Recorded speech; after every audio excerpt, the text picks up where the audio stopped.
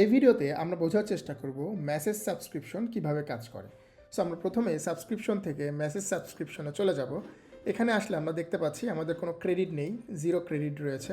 So message সাবস্ক্রিপশনটা আসলে কিভাবে কাজ করে, আমরা যখন আমাদের স্টোরের কোনো নোটিফিকেশন অথবা কোনো মেসেজ কাস্টমারদেরকে দিতে চাই, তখন কিন্তু আমাদের মেসেজ দরকার হবে, মোবাইলের মেসেজ। সো সেই মোবাইলের মেসেজটাই আমাদের আসলে মেসেজ ক্রেডিট বলি অথবা মেসেজ সাবস্ক্রিপশন বলি।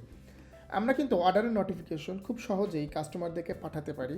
তার জন্য আমাদের প্লাগ ইন থেকে আমাদের মোবাইল মেসেজটা কিন্তু চালু করতে হয়।